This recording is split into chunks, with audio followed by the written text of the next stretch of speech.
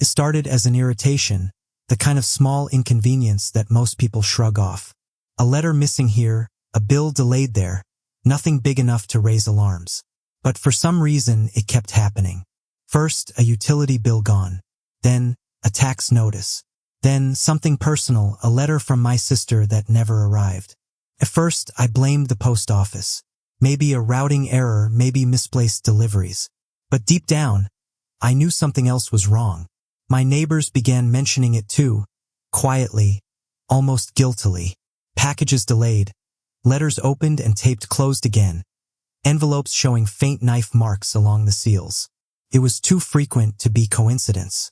We lived in Oakwood Estates, a polished suburban community where every front yard looked like an ad for perfection. But underneath the symmetry and manicured lawns, there was something rotten. The HOA. For years, the Oakwood HOA had treated authority like a sport, wielding fines like weapons and rules like scripture. And at its helm sat the woman everyone both feared and despised, Marjorie Gray, the HOA president. She was the kind of person who smiled when she cut you down, a master manipulator who wrapped control in courtesy. Her word was law. Garbage cans placed 12 inches too far? Fined. Grass half an inch too tall? Citation. She once suspended a neighbor's decor privileges for painting a door the wrong shade of blue. But even she had limits. Or so I thought. The first time I suspected her was when my mortgage statement went missing. A week later, I received a late fee notice I shouldn't have owed. The odd part, Marjorie had mentioned the same letter in passing before I told anyone, an offhand remark during a morning walk. Strange how late payments can complicate your standing with the HOA, she said, with that smirk that always sounded like a warning disguised as advice. Something twisted in my gut that morning. It wasn't paranoia anymore. It was realization. She knew about my mail because she had seen it. Over the next few weeks, I paid closer attention. I started marking my envelopes with tiny pencil dots on the flaps.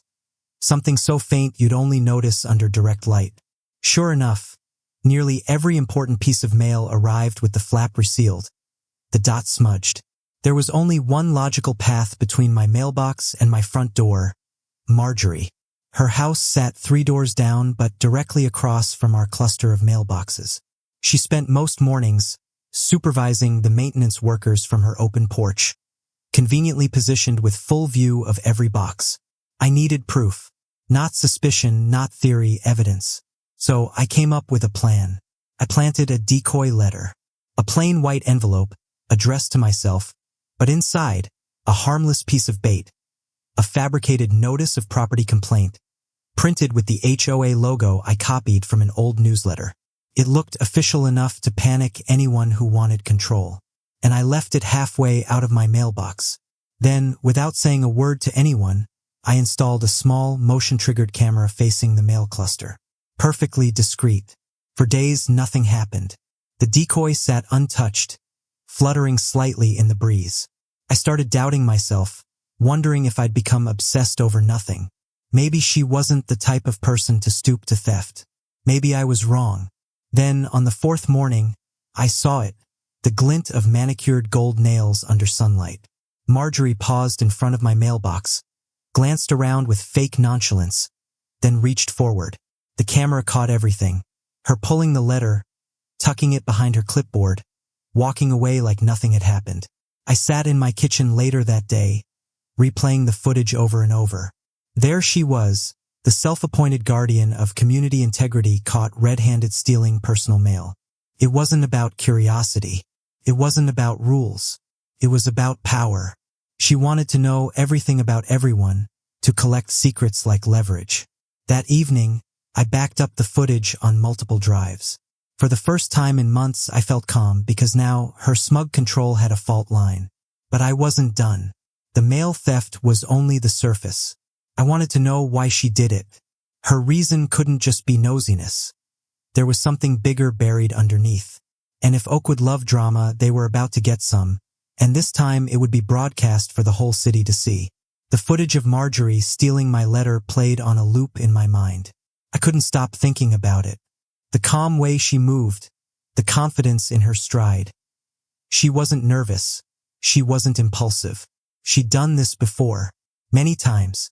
The HOA president, the guardian of community order, was a thief. But beyond the theft, there was purpose in her precision. You don't steal neighbors' mail for curiosity. You do it for control.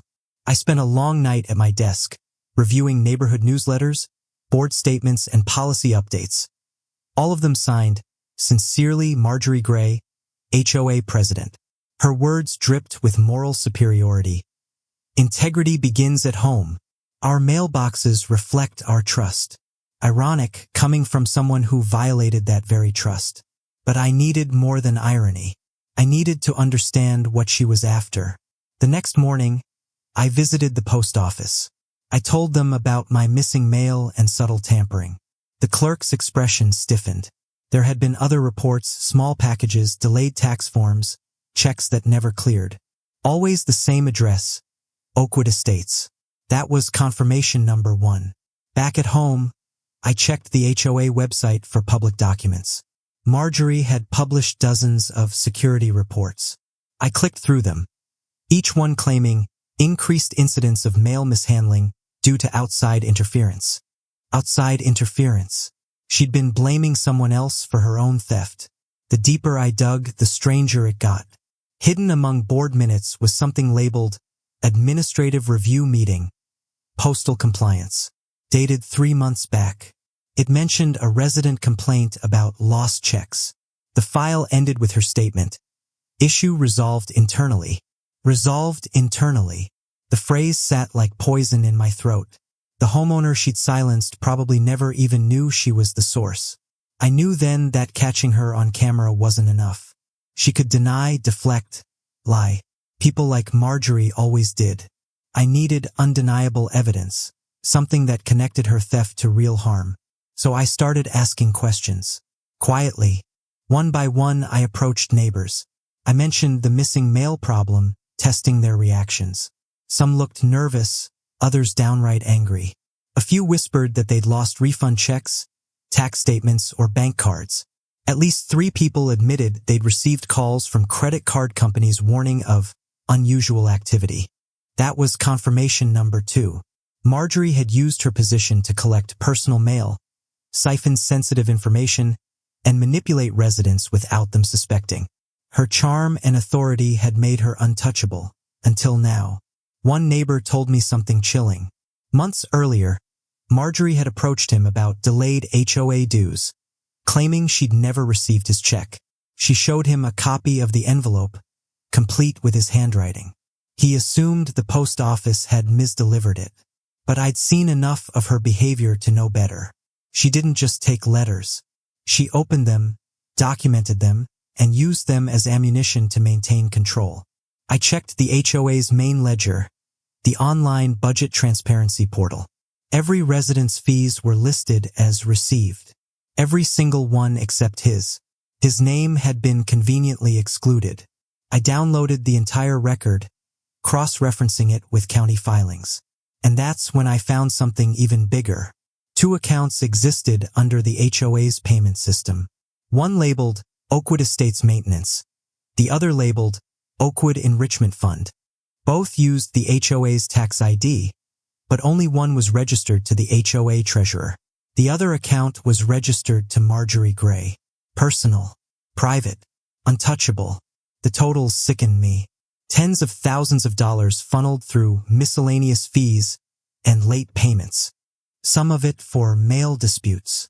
Every entry neatly disguised under property codes that looked legitimate to casual eyes. That was confirmation number 3. At that moment, I realized the stolen mail was the smallest part of the crime. It was the front door to something much darker, a system she built to enrich herself off the very people she pretended to protect. The arrogance was astounding, the audacity unshakable. But arrogance makes you sloppy, and sloppiness leaves trails. That trail now led right to her bank. I had the camera footage. I had her financial breadcrumbs. All I needed was exposure, a way to make sure she couldn't bury the truth behind another board statement or sanctimonious letter. So while she prepared her next HOA meeting, I began preparing mine, one she'd never forget. Something public, something undeniable, a stage where her lies could collapse in real time. By the weekend, the local news crew would be broadcasting Oakwood's annual Community Pride Day. The HOA always used it as a PR opportunity.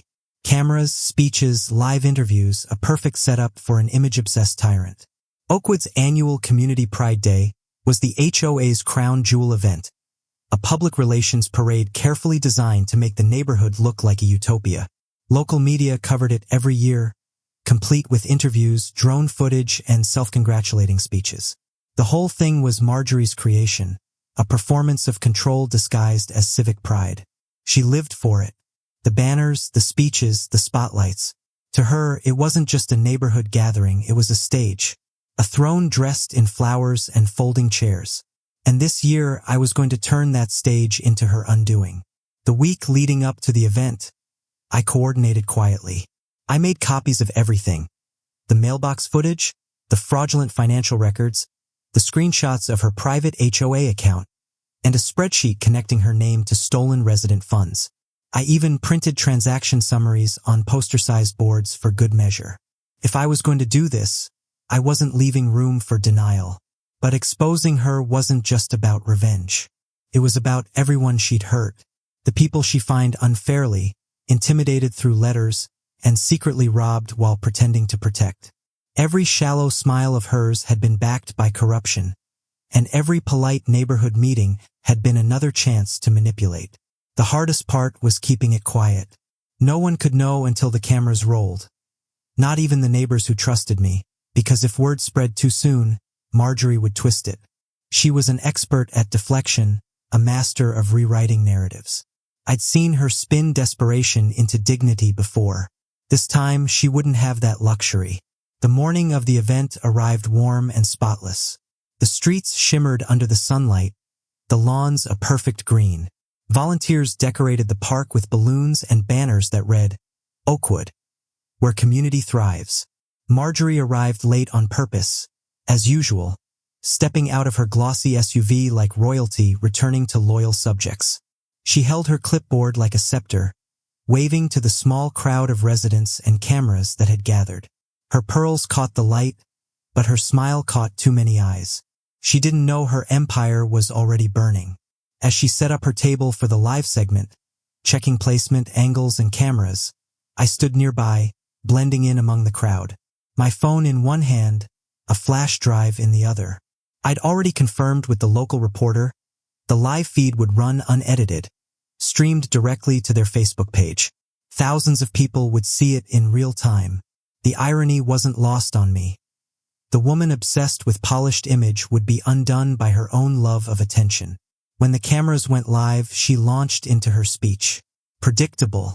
Words like integrity, honor, and trust filled the air. She preached about how the HOA had protected the sanctity of private property, while the reporter nodded politely, unaware that he was moments away from covering the biggest scandal of his week. That was the cue. I stepped forward during the Q&A session, speaking evenly so everyone could hear. I introduced myself and asked a simple question. How does the HOA justify unauthorized mail inspections under your direction? The words cut through her monologue like glass. Her smile froze. The murmurs started. The reporter blinked, confused, before glancing at the cameraman, who instinctively zoomed in. Before she could twist the situation, I pulled up the tablet connected to the display screen and tapped play. The footage filled the monitor behind her. Her exact movements, her polished hand reaching into my mailbox. Gasps erupted from the crowd. The camera feed caught every reaction. Shock, disbelief, anger. Then came the second video, her financial breakdown. The spreadsheets flashed across the screen with her signature cleanly visible at the bottom of every theft. For the first time, Marjorie didn't move. Her body stood rigid, jaw set. The reporter turned toward her, microphone raised. The silence bled into humiliation. She stammered, trying to claim it was taken out of context. But truth doesn't need context when it's on camera. Neighbors whispered her name, some stepping closer, others shaking their heads. I could see the embezzlement figures on the big screen behind her. 6 digits of greed she could never explain away. The HOA's public face of honor and order, had just been torn to shreds by her own actions, live, in front of the people she ruled through fear. The feed kept running until the reporter ended it, but by then, the story was already online. Within an hour, thousands had seen the video. By evening, it had spread beyond Oakwood, across local forums and media pages titled, HOA President Busted for Mail Theft and Fraud Live on Community Broadcast. I didn't feel victorious. Not yet, because people like Marjorie never go down without dragging others with them. And as the HOA scrambled to issue damage control statements, I saw her standing at the edge of the park, calm, too calm. Her eyes locked on me, not burning with anger but something colder, something like calculation, the look of a cornered queen who still thought she could win the endgame. But I wasn't finished either. What came next wouldn't just end her reputation. It would end her authority for good. By the next morning, Oakwood Estates was no longer a quiet neighborhood tucked behind well-trimmed hedges. It had become a headline. The footage from Community Pride Day had spread across multiple platforms overnight. Screenshots, reposts, clips slowed down frame by frame. You couldn't scroll anywhere without seeing Marjorie's face frozen mid-denial. Local forums buzzed with outrage. Residents from other neighborhoods chimed in, trading their own stories about power-hungry HOA presidents. It was as if the entire suburbia collective had been holding its breath for years and had finally exhaled. The story had gone beyond our little town's drama. National news channels picked it up by the afternoon. HOA leader steals mail, exposed live on air. Those 7 words were plastered under her name for everyone to read. Marjorie's polished world collapsed in less than 24 hours. By noon, she resigned. The message was short, posted on the HOA's website and local social page. Health concerns require me to step down temporarily to focus on my well-being and family. Everyone saw through it. Within minutes, the comments filled with responses, not pity, but demands for accountability. The HOA board scrambled to save face. An emergency meeting was scheduled, though half the members didn't show. Those who did looked nervous, unsure whether to face the cameras or each other. People who had once parroted every sentence she spoke now avoided her name like it carried disease. The city's postal authorities arrived that week, launching an official investigation. The footage I'd provided became evidence, supplemented by reports from residents who'd lost checks and government letters. The bank audit sealed her fate. Everything tied back to her, the secret fund, the fake account, the late fees that had never existed in the first place. It wasn't a misunderstanding. It was theft. Calculated, organized, and arrogant. But what struck me most wasn't the headlines. It was the silence that followed. The woman who once filled every homeowner's mailbox with rehearsed moral lessons had vanished. Her white SUV sat empty in her driveway, her windows shuttered, porch light off. The Queen of Oakwood had fallen into exile inside her own castle. Meanwhile, Oakwood began to rebuild.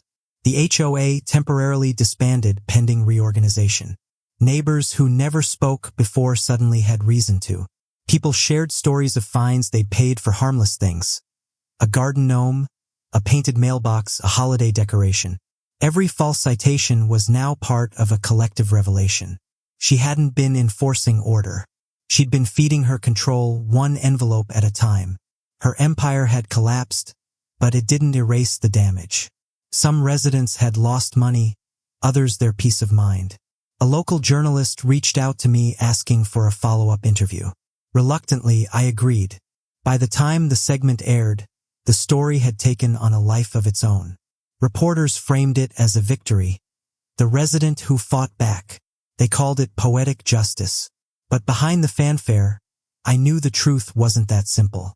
Because exposure doesn't just destroy the guilty. It changes everyone who lived under them. The neighborhood learned a strange kind of humility. People stopped treating rules like commandments and started treating each other like humans again. The HOA's obsession with perfect appearances vanished, replaced by empathy. Neighbors helped repaint fences instead of reporting chipped paint. They shared tools instead of complaints. Control had been replaced with community. A few weeks later, Oakwood held its first meeting without her. No hierarchy, no intimidation. Just residents, sitting in the park where it had all unraveled, deciding together how to redefine their neighborhood. They voted unanimously to dissolve the HOA.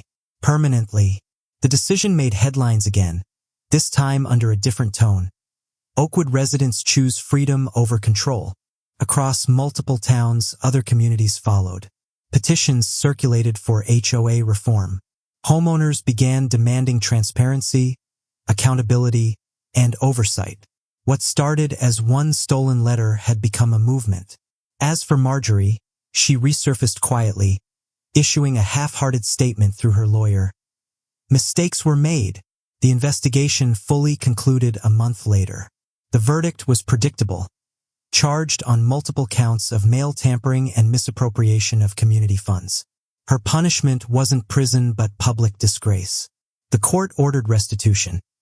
Every dollar she'd stolen returned, every false fine refunded. She didn't contest it. Her power, her pride, her status, all gone. But endings like this are rarely clean. The night after her sentencing, I walked by the row of mailboxes for the first time since everything unraveled. No cameras now, no tension. Just the hollow rattle of letters being dropped into metal slots by the postal carrier. Safe again. The street was quiet, peaceful, real. I thought about how one missing envelope had exposed so much, not just her corruption, but the fragility of power itself. How it feeds on fear until someone decides to stop being afraid. Marjorie thought she could control everything, even people's mail. But you can't control the truth. Not forever. And Oakwood had finally learned that truth was the only thing worth protecting. Still, there remained one last piece of unfinished business. Because while the cameras had moved on and headlines had faded, people like Marjorie never disappeared completely. And when she tried to make her comeback, I would be there, ready to deliver the final message, this time without warning. Months passed after the scandal that tore the perfect image of Oakwood Estates apart. The investigation ended, the HOA was gone, and for once, life finally felt normal again. Neighbors waved rather than whispered, and those who had once stood divided by fear now shared lawnmowers, stories, and peace. The cameras left long ago. The endless news coverage faded. But one person couldn't let go of the spotlight, Marjorie Gray. When people like her lose control, they don't reflect. They rebrand. So, when the local news announced that Marjorie would be giving her first public interview since the HOA incident, no one was surprised. The teaser promo was everywhere. A sympathetic portrait, a headline asking, was she misunderstood? It was the same trick as always, the attempt to twist narrative and reclaim pity through performance. But this time, she wasn't the only one preparing for the cameras. The host of that segment had reached out to me beforehand. I declined at first. I thought I was done with her, done with the chaos. But watching that promotional clip, her polished smile returning, her voice sugar-sweet as she painted herself the victim of vicious online warfare, something in me stirred. I realized Oakwood couldn't stay free if her version of events stood unchallenged. The night before the interview aired, I gathered my old files. Footage, ledgers, city reports. Not to use as revenge, but as insurance. Because I'd learned one truth. Marjorie's lies only thrived in silence. The morning of the live broadcast came gray and humid. The studio light reflected sharply off her usual pearls and hair lacquered into submission. She was already in her element, rehearsing lines about misrepresentation and emotional distress. The program began with her walking onto the set under polite applause from a small studio audience. The host introduced her as a woman seeking redemption after controversy. It was nauseating.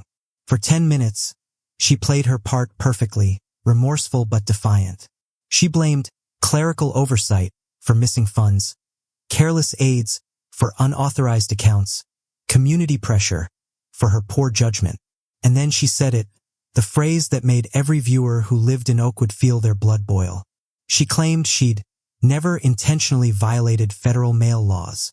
That's when my phone buzzed. A message from the show's producer. We're adding your segment live after her statement. Are you still sure? I was sure. The next cut after commercial flashed my name on screen. Former Oakwood resident and whistleblower. I appeared on video call, my own camera feed clear and steady. Marjorie tried to hide her surprise, but the tremor in her expression betrayed her. The interviewer turned politely. "We have someone joining us who was directly affected by these events." I didn't speak with anger.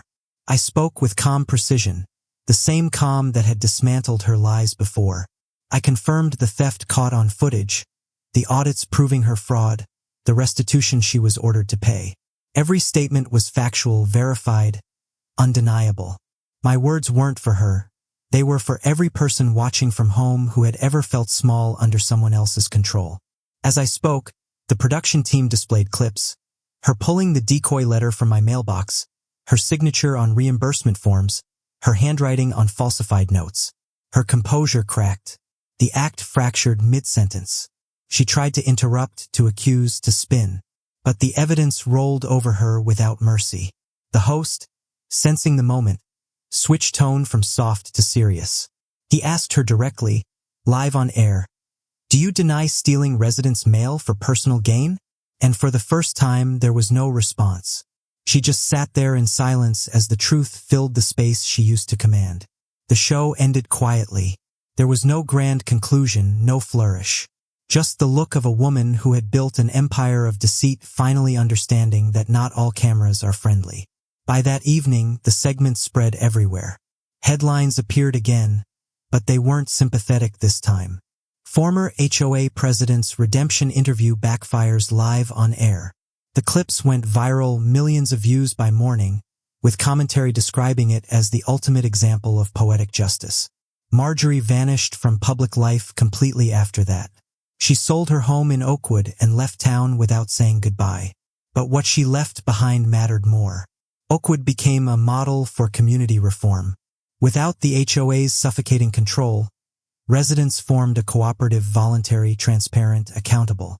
It wasn't about power anymore. It was about pride. Real pride. And every year, on what used to be Community Pride Day, people still gather in the park, not to show off, not to pretend, but to celebrate freedom from fear and the quiet victory of truth over image.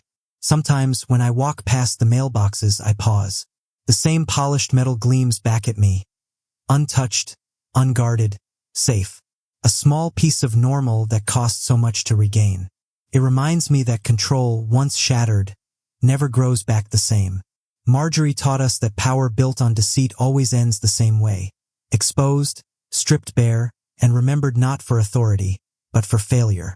The cameras may have turned off, but Oakwood never forgot. And every letter that slips into those mailboxes now, sealed, protected, and delivered, feels like justice.